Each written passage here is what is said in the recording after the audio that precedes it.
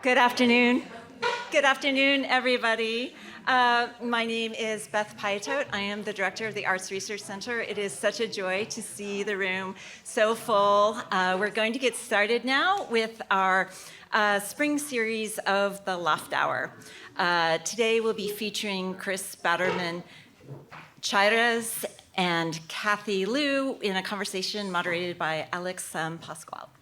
So just a couple of announcements. This year, the Arts Research Center is celebrating our 25th anniversary with 25 events. So grab your bingo card and catch what is left for the rest of the term. Also, most of our programs are online if you want to catch something that you missed before, including all of the Loft Hours that we've done. There are 2 more Loft Hours coming up, so you can grab a flyer and keep them ready to go. You might actually recognize some of the folks who are coming up, Tariwa and Shivan, who are here today. These are outside on the table. You can also grab some swag while you're out there. We have some great buttons. I went with voice today. Still feeling the Bad Bunny halftime show. But joy is out there, and critique, and art, and courage. So be sure and grab those.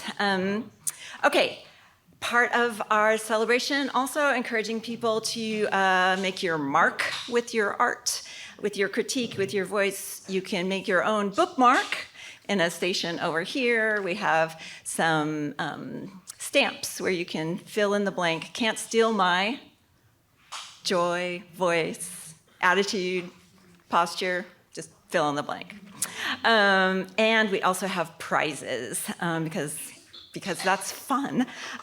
So at the end of our program today, we have a couple of winners who will get these wonderful screen printed T-shirts with a quotation from Layli Long Soldier, who will be with us on April 1st and 2nd for 2 upcoming programs. They're T-shirts. If you're lucky and keep coming to our programs, you might also get one of these fabulous artist aprons, which all of our speakers today will get. So, sorry. Without further ado, I want to thank the Dean's Office, and also very happy to see the Dean here from the Division of Arts and Humanities for co-sponsoring this series of programs with the Arts Research Center. I will introduce our moderator today, Alex Pascual, and Alex will then introduce our speakers, and we'll move forward with our program in which the speakers will give about a 10-minute riff on their work, and then we'll have a conversation. So thank you, everyone who's coming in. I hope you can find a spot. There's a little bit of overflow seating here and there. Okay, Alex Pascual is a digital artist, poet, and professor. She is the author of #postweb, Creer con la máquina y en la red, from 2018, and numerous articles, special issues, and book chapters on digital art and literature in the Spanish-speaking world, being featured in the Journal of Spanish Cultural Studies, Comparative Literature Studies, Revista de Estudios Hispánicos, and Digital Humanities Quarterly, among others. Her digital poetry has been exhibited in galleries and art festivals internationally, and has been studied in specialized monographs and is part of the Electronic Literature Collection Volume 4 from 2022. I should also note that Alex's forthcoming poetic fabulation, Earthy Algorithms, no, Earthy or Earthly? Earthy Algorithms, is anticipated by the end of the year. So stay tuned, and I mean that literally, for that forthcoming work. Alex is Associate Professor of Contemporary Spanish Literature and New Media, and is part of the Executive Committee for the Berkeley Center for New Media, the Board of Directors of the Electronic Literature Organization, and always an amazing partner for the Arts Research Center. So, welcome, Alex.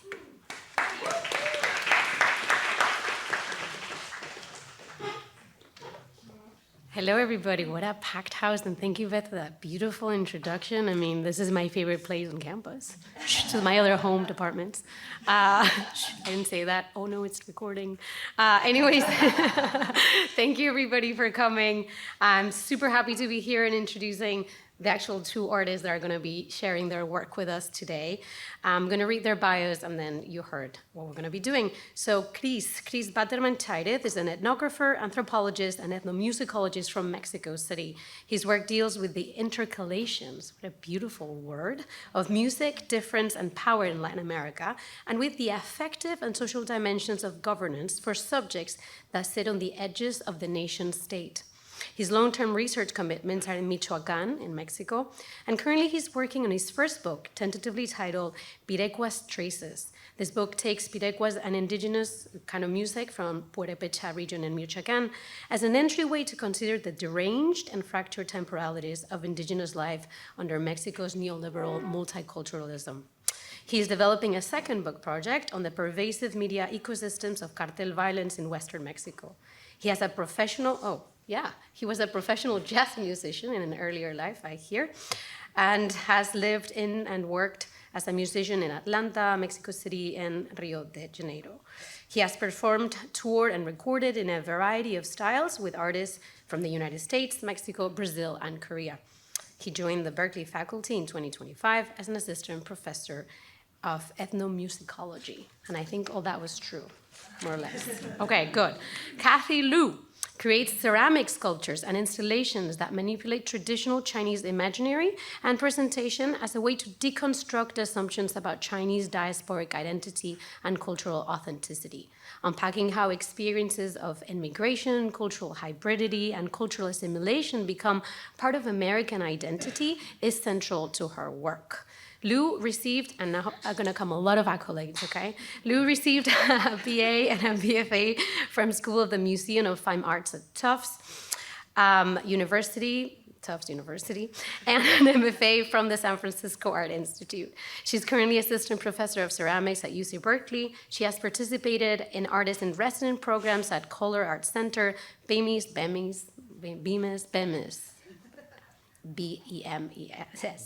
Center for the Arts, Recology San Francisco, Greenwich House Pottery NYC, and the Archie Bray Foundation. Her work has been exhibited widely at the Armory Show, New York, Art Basel, Hong Kong, SF MoMA, Berkeley Art Center, Chinese Culture Center, Jessica Silverman Gallery, Cháirez, Kala Art Center, Manetti Shrine Museum, a Root Division, all in the Bay Area. And you walked around some of them, actually, because they're quite, that when you go by Milvia and around that corner. Okay.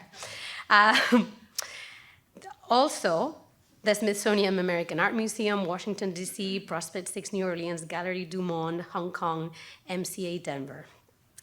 Lu was a 2019 Asian Cultural Council Beijing Contemporary Art Foundation Fellow and is a 2022 SF MoMA SECA Award winner.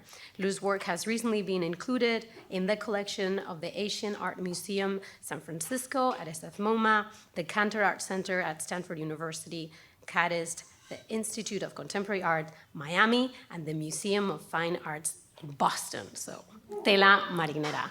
Okay, thank you, everybody, and it's your turn to shine.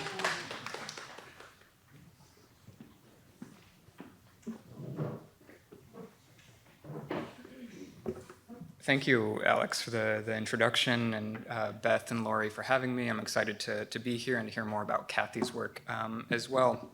I just came from teaching, so I'm still very much in teaching mode, which is probably good for this. But I'll say at the outset that I spent a good deal of time trying to figure out how I wanted to approach this talk, especially given that I was thrown the distinctively impossible and impossibly distinctive task of presenting my work in about 10 minutes. So, and add to this the fact that a lot of my colleagues that have presented here in the fall, and Cathy as well, are renowned artists and creatives. The whole task of presenting my more academic and somewhat rudimentary work was somewhat daunting. But I thought I'd take this opportunity today to make a case for my home discipline of ethnomusicology, which is a case I often find myself making to our students, but by doing so by way of my own encounters with the discipline and the stories I've kind of picked up along the way, since maybe that in the end is the best way to get across what it is that I and we do as ethnomusicologists. I came to this thing we call ethnomusicology by way of what I think of as a series of errors, and these weren't errors in the sense of mistakes, but I did end up in graduate school by accident, but that's a different story. But were errors in the sense of serendipitous encounters with people and places that challenged the various assumptions I'd long held about music, life, and the recessed corners of my own home in Mexico. My background was as a performer. I trained in jazz and spent, as Alex said, several years touring and recording. And like all performers, I thought I knew what music was and what music meant. To me, at least, it was magic. And I think that many of my musical colleagues, and I know a lot of you are here, would probably agree with me. And so the various vicissitudes of life took me first to Brazil as a performer, and then to graduate school in Chicago, and then back to Mexico, but this time as a card-carrying ethnomusicologist. And it was this belief in the magic of music, I think, that took me to the edges of the world in search of it, or to at least one particular edge, to Michoacán in Mexico. I arrived to Michoacán in 2022 to carry out fieldwork for my doctoral dissertation. But my first arrival in Michoacán was some 20 years earlier as a young child fascinated with all the things that were then strange to someone from Mexico City who hadn't really spent much time outside of it. I was fascinated by the various complicated landscapes and the geographies of the state that I found strikingly beautiful, by the dances that I knew as folkloric, that's the word that's used in Mexico City for them, by the various devilish and slightly traumatizing for a young kid masks that people were wearing, and of course by the music, much of which was in a language that at the time I didn't feel I understood. So 20 years later, I arrived to Michoacán with a different objective, since I had since learned how complicated the landscape's regions were, especially complicated by things like cartel violence and state-sponsored monoculturalism that irreparably damaged the social and ecological life of these communities. I had since learned the social freight of the word folkloric and what that meant in Mexico, and the fraught histories of the various racial ideologies like mestizaje and racial mixing that went into that concept.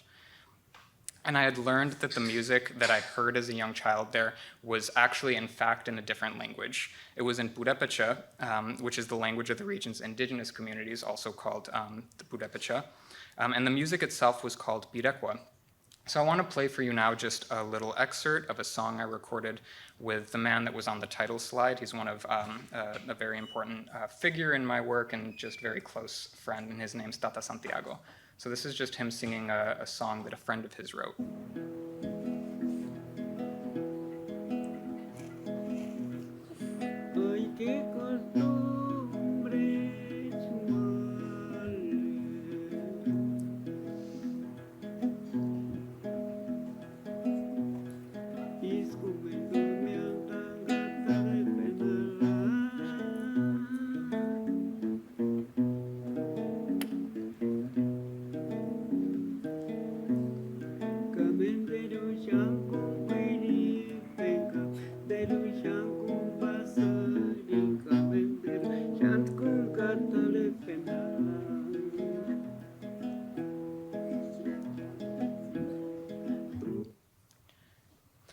So my re-arrival in Michoacán 20 years after I first visited as a kid was spurred on by my interest in this music, Pirekua, and what I understood at the time to be a very thorny and sticky music.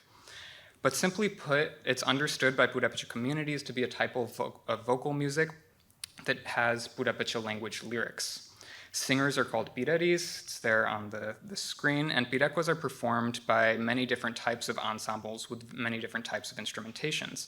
If you take a stroll through any Purépecha village, you'll hear any number of sounds that could be called pirecuas, from a woman singing a tune to her children on the front steps of her home, or even in a cemetery, as here, a man with a guitar standing in the corner of a plaza, serenading passersby, or an ensemble of singers and string musicians who might be parading as part of a religious celebration, or even a band equipped with electric instruments that provide sort of the entertainment for weddings and baptism parties and these sort of mass events in villages. And so I arrived in Michoacán to carry out what we call ethnography. this constellation of research methods and the way I explain it to my students is that it's above all centered on long-term relationships with people. For a lot of people, ethnography means things like interviews and participant observation, and those are all important things for ethnography, but for me it was about finding ways to live meaningfully in the villages that took me in, and in the communities that owed me nothing, but ended up giving me everything, and in the various families I fell into. I spent time speaking to village residents and participating in the festivals and the parties. I learned to fish, and I also learned that there's no more fish in the lake because of the avocado monoculture. I learned how to move within the contours of daily community and family life. I learned how to cook, for instance, how to speak Purepecha. And of course, I learned how to play Pirekua with the people that took me in. And I learned that for these communities and these musicians, Pirekua is really kind of the constant glue of everyday life there. So I lived in Michoacán for nearly 3 years, doing the research that would eventually become the book that I'm writing now, which is called Pirecua's Traces. The way I explain this work to people, though, is it's not quite a book about Pirekua in the way that you would want to think of it, right? Because this is the thing. When I was living in Michoacán, the various questions and conversations that I was trying to have with people about the ideas I was interested in, ideas like indigenous music, indigenous cosmology, religion, so on, were really quickly redirected by the people I was speaking to other things like the histories of violence and dispossession, towards the ecological precarity of Lake Pátzcuaro, pictured here, which is where I was spending most of my time, towards government policies and interventions in the region around things like music, but also around the environment, and towards what for them really mattered. It turns out that the people I was meeting and my new friends in Michoacán had a different set of concerns than I did going in. So the more I learned to train my sights on Pirekua as this ethnographic object for the book, the more I realized that the forces that were determining it and shaping it were lying elsewhere. So this all ended up shaping the project and the book, which ended up as an ethnography of those determinant forces, of problem space of the present that I sketch out in the book as liberal multiculturalism.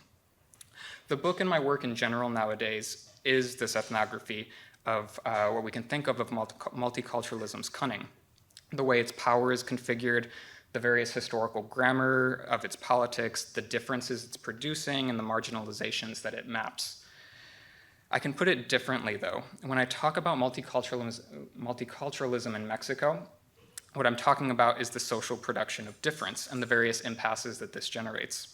I'm interested especially in the way that indigeneity gets constructed as a legal and political category in the upper echelons of the Mexican state, where indigeneity is this kind of narrative of national association and this fantasy of like national character and identity, right?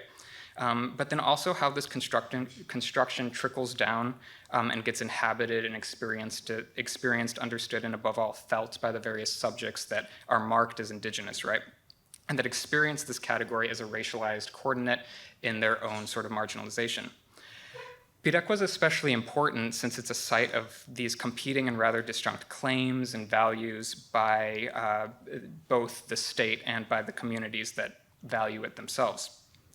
And this manifests in many ways for Pirekua and the Purepecha, which appears in diverse things like government and state programs meant to support Pirekua or indigenous expression, the ways that Purepecha musicians and listeners learn to write and speak back to these programs to secure funding in various ways, in the ways it's invoked as either folkloric or modern by state and indigenous actors, and also various interests in recording and even commercializing Pirekua, both by indigenous communities, but also the state and various record companies that are active in Michoacán. I can give you a slightly more concrete example. In the book, I follow the different claims to Pirekua as property. The Mexican state has claimed Pirekua as what they call national patrimony, which means it's property of the nation, and UNESCO, for its part here, has named Pirekua intangible heritage of humanity. These are claims to an inalienable ownership on the part of like the state and even humanity, as UNESCO is saying, that are also at odds with the state's own efforts to kind of funnel Pirekua through institutional pathways such as national copyright, which are trying to render it both alienable and property of a single composer. And this is a friend of mine who I helped get his copyright title a couple years ago. But this is also at odds with the way that many Purepecha communities understand Pirekua, which can be often anonymously passed around or even thought of as these kind of fluid objects, less music than feeling or history. My point with all this, though, is that Pirekua gives us this really important way to understand difference as it's moving back between these levels, between the state on one hand and between the subject on the other. And Pirekua is this kind of privileged entryway into this because it, like difference, is moving between these two poles, between these state fantasies of indigeneity and national character on the one hand, and on the other hand, the local experiences of being indigenous or being marked that way. And in short, my work is about the ways that Pirekua registers a lot of these pressures for indigenous communities and the way it allows them a way to make sense of these imposed forms of difference and render them locally meaningful. In short, it's about how difference is made by the state on one hand and how it's felt by indigenous communities on the other. But let me end by returning to ethnomusicology and ethnography. So during my time in Michoacán, there's this quote that I used to scribble in all my field notebooks that I would carry around with me, and it's by this little-known Italian anthropologist philosopher named Ernesto de Martino, himself this communist intellectual that went into hiding in southern Italy, and a brilliant thinker of the ethnographic project. It reads, "I entered the homes of the peasants in Puglia as a comrade, as a seeker of human and forgotten human histories, who at the same time spies and checks his own humanity, and who wants to partake together with the encountered human in the foundation of a better world in which we would all become better." So then Martino went to the maligned, rural, and out-of-the-way parts of his own country, Italy, just as I had done in mine in Mexico. And we were in search of similar things in a way. He was looking for communist utopia. For me, I was looking for the magic of music. And one of the reasons I ended up carrying this quote along with me in my field notebooks was that it gets at the promise of this whole thing we call ethnomusicology, right? As much as we seek histories and musics, what we're really after is understanding ourselves and our own humanity. This, I think, is the point of the discipline and often how I try to sell it to my students. It's about taking time to sit with music and the things that it does for the people that make it and the things it does in the world, but it's also about finding ways to live meaningfully with that music and those things. But at the same time, it's about making bold conceptual leaps and about asking what music tells us about the world, what problems it poses us to as scholars and artists, and what philosophical puzzles it might be wrapped up in. And it's about learning to feel all those things with the people we're working with. And more than all that, I think it's about encounters, and it's about what those encounters in the end reveal to us about ourselves, about turning the looking glass back on our own assumptions and the own ideas we go into this project with. So I often tell students that the 3 years I spent in Michoacán taught me more about myself and the sort of Mexico City predispositions I went in with than it did about Pirekua or the Purepecha. And I end the book project with an exordium laid out by a certain French post-structuralist that reads, "I want to live, finally."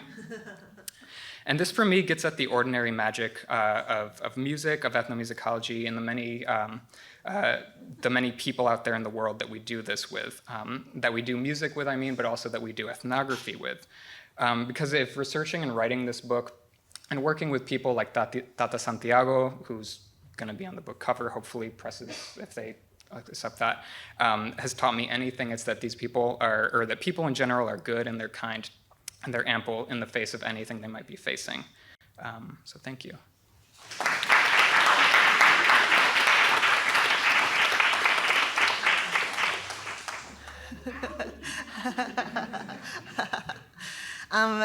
That was amazing. Thank you so much for sharing your work, Chris. And I'm so happy to be here today with you all. And I see a lot of very happy, well-fed students, so that makes me happy too. Okay, so I just thought I would talk about something that I've been working on since 2020. Just like a series of projects, all involving this Chinese mythological goddess named Niwa. So you could see her. These are two images. One is from the collection of Mountain and Seas, which was written 2,200 years ago. And it's another picture of her repairing the Pillar of Heaven. So She's really cool. Sorry. I first found out about her in 2020 when I was reading a book of Chinese mythologies to my nephew. And she was on the cover, and I was like, oh my God, who is this freak with like a snake body and arms and head of a human? Like, who is this? And reading it to him, the mythology basically, it's a creation story. So the story is that she was sitting by a river, she was feeling lonely, and so she started to take the earth or the mud by the river and sculpt humans to keep her company. And then she breathed life into them, and that is how people were created. And when I read this, I realized the creator is an artist, is a ceramicist actually, which, you know, being a ceramicist myself, that was kind of an amazing realization. And then also the fact that she was sculpting with her hands, you know, that's literally how I build my sculptures as well. And even just the story of her repairing, you know, something tears and you repair it, just really sort of spoke to me in the way that just sort of the hand building, the making, and also this idea of artists as creators, that we have this agency to change the world, to create the world as we want it to be. You know, Nua wanted people, so she made people. And then for me, I realized as an artist, I can also have her be my guiding light in creating stories, new mythologies that I want to see in the world as well. Moving forward, so thinking about her, I was really drawn to this aspect of making, just the physicality of it, and I was thinking a lot about her hands. And I have a few pictures of just some reference images. The one on that side is Empress Cixi from the Qing dynasty, and she has her nail covers. So basically, royal women of this time would be able to grow out their nails fairly long to sort of denote that they were living leisurely lives, that they didn't have to do manual labor. They could grow their nails long. And then there's this anti-Chinese propaganda actually from San Francisco, published in the mid-1800s about yellow peril, in which Chinese men were often depicted with long claw-like nails. And then also just some nail salon signage showing just the many nail salons run by East Asian immigrants. So in ceramics, anyone who's done clay before, you know, like if you've been wheel throwing, your teacher's always like, cut your nails, never have long nails, it's gonna ruin everything, but whatever. So I was just really drawn also to this idea of hands, the making, and also that relationship with nails and beauty. So from starting in 2021, I started to focus on her body and the hands and the nails. And so these are different variations of different works I made from 2021 to 2022. So the first one is all the way on that side, and then this one was the more recent. So some of them are built in sections to fit in whatever kiln I had access to. I was really interested in her hanging from the sky and sort of reaching down to the earth to help or change or sculpt. And then this is the most recent one that I did at that time period with the very, very long nails. And I'm very grateful to my cats for not breaking. I should probably keep track of time too, I'm realizing. Cool, okay. So then also in 2023, I sort of had this like life-changing experience in my practice where I was able to go to the John Michael Kohler Art Center in Sheboygan, Wisconsin, and for anyone not familiar, Kohler is the company that makes toilets, sinks, bathtubs. They have this really great residency program, which maybe other people have participated in as well, where they allow you as an artist to just literally work in the factory alongside their own production. So this is me. This is basically like the first thing you see when you enter the factory is all these molds of sinks. And so, while I was there, I realized, I had been sculpting these different nuas. I'm really interested in making work like kind of speak to the space that they're in. And so, ceramics is this very long, laborious process, and I wanted to sort of create some, like a spontaneity to it. So I thought to myself, I could make Nua in sections. Like I could make cylinders and elbows and different curves and then connect them together so that I could respond to a space more spontaneously. And at Kohler, they have this like really great industrial mold making and slip casting methodology. So while I was there, I was able to learn from their technicians and make a bunch of molds. And these are some examples of those molds. And then just some of the work that I made when I was there. And while I was there, I was really just playing around. I didn't really know what I was doing. And also, I was just kind of like making shapes, connecting them together. I figured out how to connect them with PVC piping between the pieces and some screws. And I was also just playing with the resources that I had there, which is using some of their waste glazes, collecting some of the plants that the workers were growing, and using them. Also having access to some of their PVD machines, which create these beautiful metallic surfaces. And then also just being immersed in the factory. So it's really hard not to go crazy while you're there because you're just in the factory 24/7, and it's very, bless you, and it's very warm. So you're just dehydrated all the time, and you're covered in dust. So I was just surrounded by all these pipes, and within our own studios, the liquid casting slip that you would use for your molds would actually come through the ceiling. So it would come through the ceiling in these pipes and then down a really big hose into your individual studio.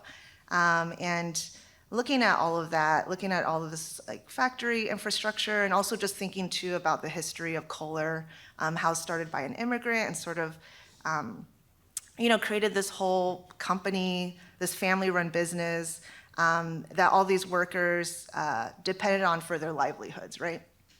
And so, just looking at this piping and really thinking about these pipes and that casting slip. The casting slip for me kind of became the blood of the factory, right? If the factory is a body, then the casting slip is the blood.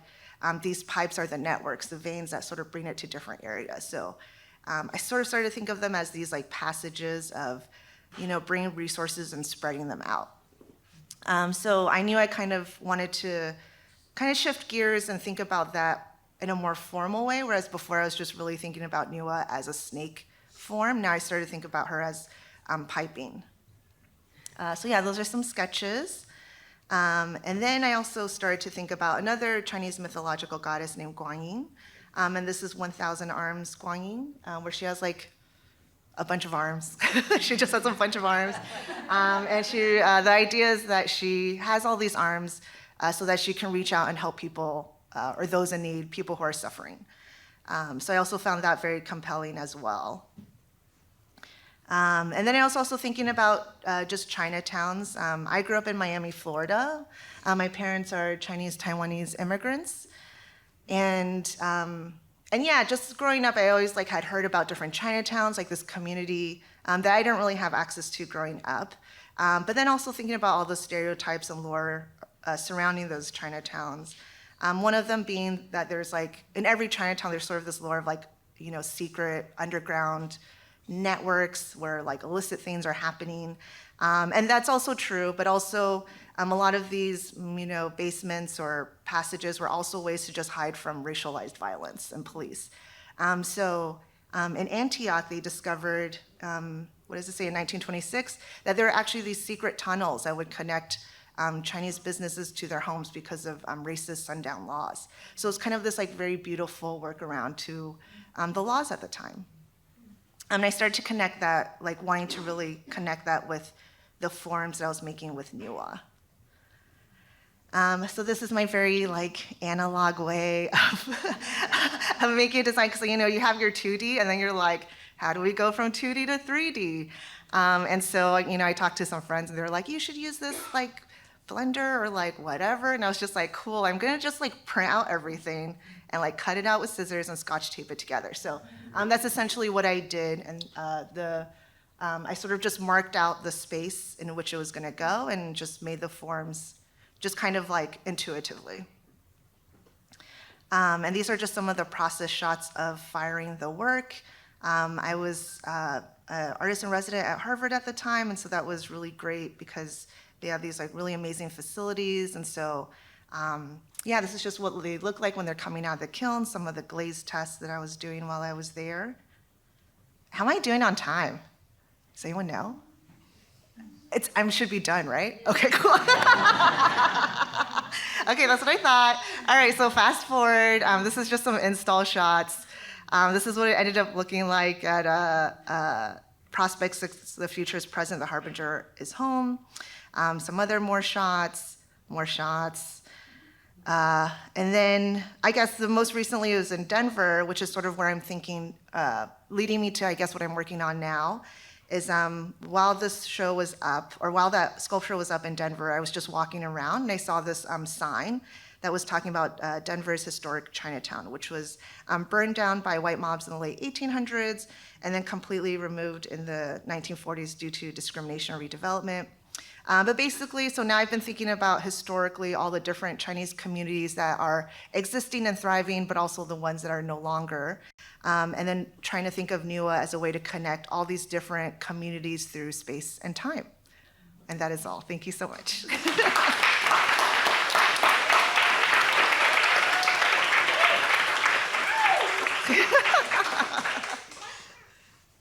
Yes, now we sit here. And that was so interesting. Wonderful. I think how it goes is that I ask one or two questions and then I open it up for the audience. But depending on how long you go, I might just keep it to one because I think this was so stimulating, right? You all probably have a lot of questions. And I have one, but it's like a big one. And it relates to both of you. And it has to do with the implications and the transformation that being in place. Okay, I'm gonna try to do this in English.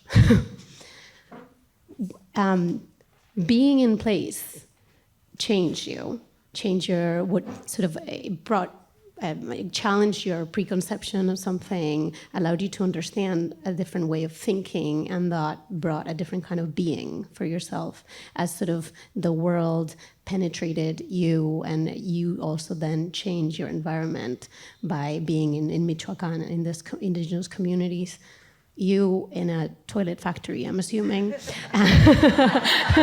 So, both being interpreted by tubes, cosmologies. And I want you to maybe reflect a little bit on this, on the sort of what we bring as sort of full-fledged, positioned individuals, and then, rooted in a place, and then being in a different place, how the world, creates different relations, and then you bring that back into your practice, and, you establish new relations here with us. I want to talk about that sort of intermingling, saturation, permeation.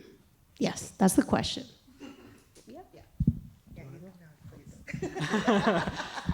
That's a great question, and a hard one to answer.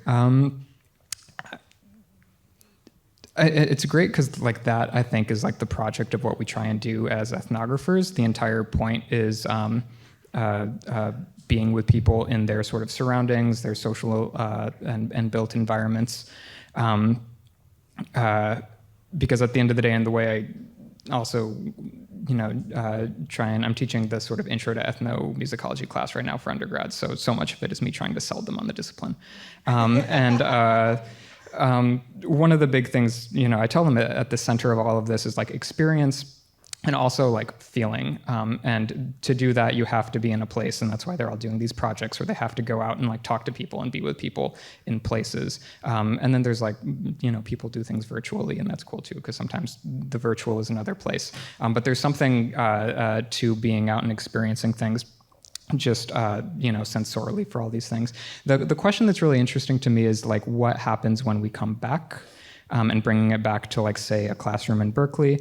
And this is the question that I think a lot of ethnographers deal with, just because of how sort of radically formative a lot of this research is for us, that we don't, I tell people if you're a good ethnographer, you don't come back the same.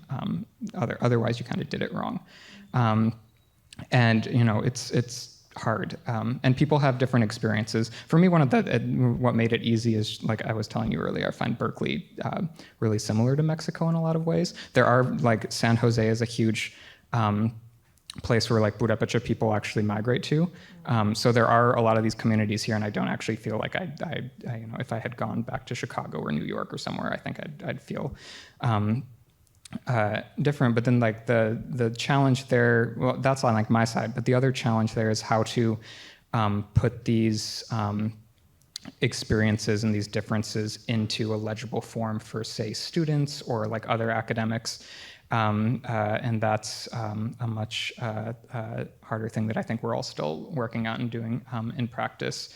But it involves things like this. And one of the things I think about a lot is like multimodal forms of like presenting place and sound and experience. You know, documentary videos, photo essays, all those, every photograph except for two ones that I took there. So those are ways I'm trying to get at this question of like place and make it legible in ways that also sensorially impact like you know, students and audiences here. That's not just like the written word. Pass it to you. Oh, sure. Yeah. I think thinking about place for me, I think growing up in Miami, Florida at that time, you know, I really didn't know that many other Asian families. I was mostly like Cubans and Haitians, which was really exciting. But it also like basically made me see how like different cultures and communities are flattened. You know, like my experience of growing up Asian American in Miami, I just didn't see that anywhere else. And I just felt like it was so, these cultures were so misunderstood. People would either really try to essentialize it or stereotype it. And I feel like I spent a lot of time really trying to expand these like kind of understanding of communities. And I think likewise in the Bay Area, like becoming connected with the Chinese Culture Center in San Francisco, I'm really actually learning about Chinatowns. Because I feel like previously to that, I really thought about Chinatowns as kind of like this really great place where you could go get, you know, food that maybe connected me to my heritage, but also as these sites of like activism, like power and activism and community building and support. So yeah, being in the Bay Area, I think really exposed me to that. And then being in the toilet factory exposed me to kind of the love of a material. Like, and this is something that like, I guess I haven't thought about it so concretely, but just really, I guess in my teaching practice too, like going off of what Chris was saying, like thinking about how spending time loving a material is always worthwhile. You know, because, you know, in this day and age, it's like, what do you do with ceramics, like a job in ceramics, and how do I make money and living off of that? But for me, it's really about that sense of like trying to live fully. Yeah, just time spent on loving that material, I feel like is just, it's not time wasted, yeah. I do want questions from other people, but I'm going to be very selfish.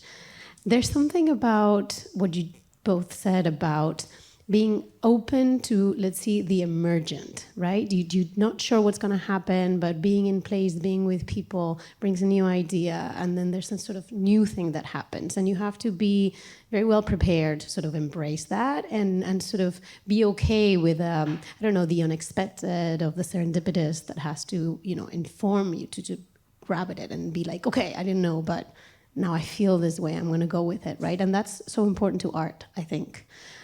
So I don't know if you want to share any thoughts on sort of emergence and this kind of like, I don't know what's going to happen or not. And maybe you don't have to answer now. Maybe we can get a question from the audience and you can tackle them together because we're running out of time. So let's do that. Just keep that on your mind. Okay.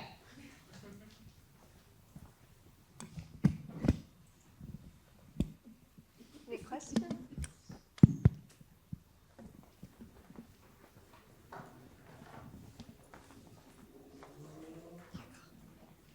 Thank you. Great talk. I have a question. Can music bring the fish back into the lake?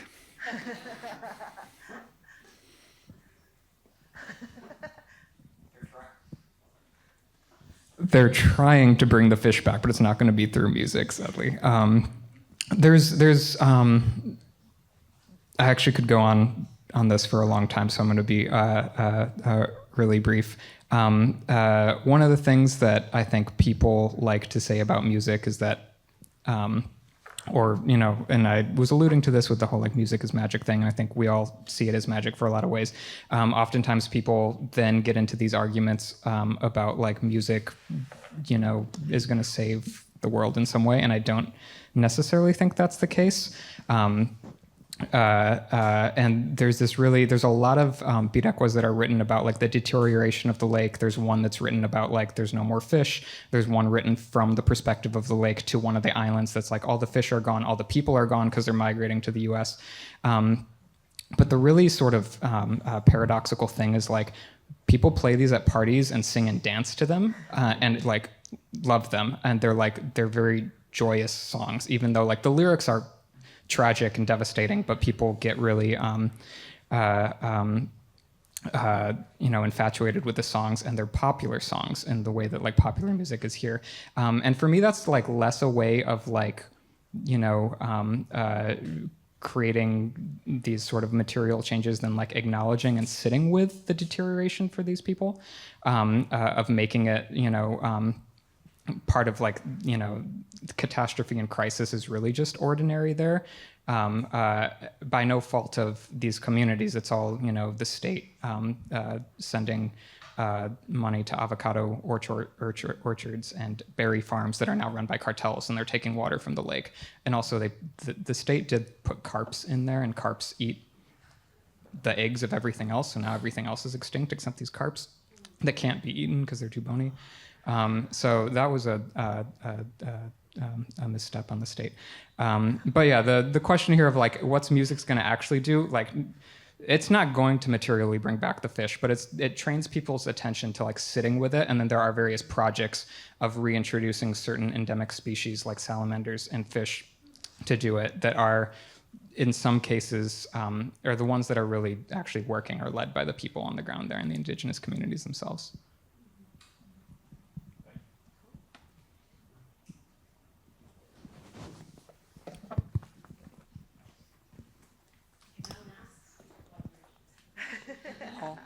Hi. Oh, that's loud.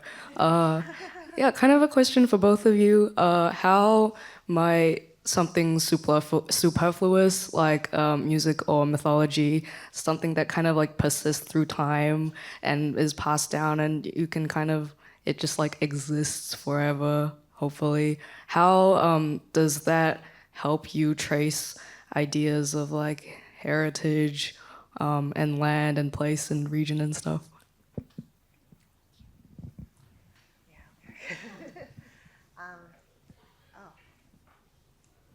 Okay. I think for me, like thinking about mythologies has been very powerful because you sort of realize like everything in your life is a mythology or a story, right? Like even the idea of like what the United States is, how it was founded, these are all like various mythologies basically that we choose to believe. So, like with Niwa, for me, even though I don't know that she actually existed as an actual thing, but for me, what I find powerful about it is this way of like reframing the story that we tell ourselves about like how we think we are, how we should be. So in that sense, even though sometimes it seems very superfluous to have these like mythologies about, these weird creatures doing things, for me, it's actually the way these mythologies are how we define ourselves and what we value. So. I guess that's the importance I find in them and why I keep going back to them. Yeah, and the seeing the mythology bit in your work was really exciting too, because I think about that or cosmology is the way I think about it a lot. And just to answer this question, one of the things that I find are like the power of something like myth or ritual or music, and these things are often so intertwined in like the indigenous community I work or in a lot of communities around the world, is like the way that a lot of these practices are able to like jolt us a little bit out of sort of our own complacencies. Like I think you said it, like seeing the snake woman and a sort of reaction of like, oh, that's so freaky, but also cool, and I want to like learn more about this. And that was like me as a child with the masks. I was like, these are terrifying, but also I want one. And like there's a thing that these practices and material objects and sounds have to jolt us a little bit, and I think that gets us to think differently about things that we were taken for granted earlier. I think that's the whole promise of like this particular approach to study, but also the whole promise of like doing things with material objects like art and ceramics and these kinds of other things. But yeah, that's a really great question.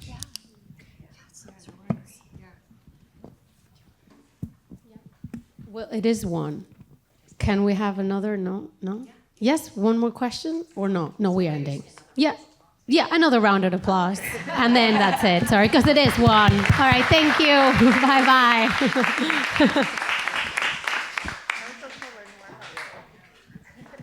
I have to give away prizes then. Okay, please do stay and talk. And 2 people should be sitting in chairs that have a little sticker under them that say, you're a winner and you will get a t-shirt.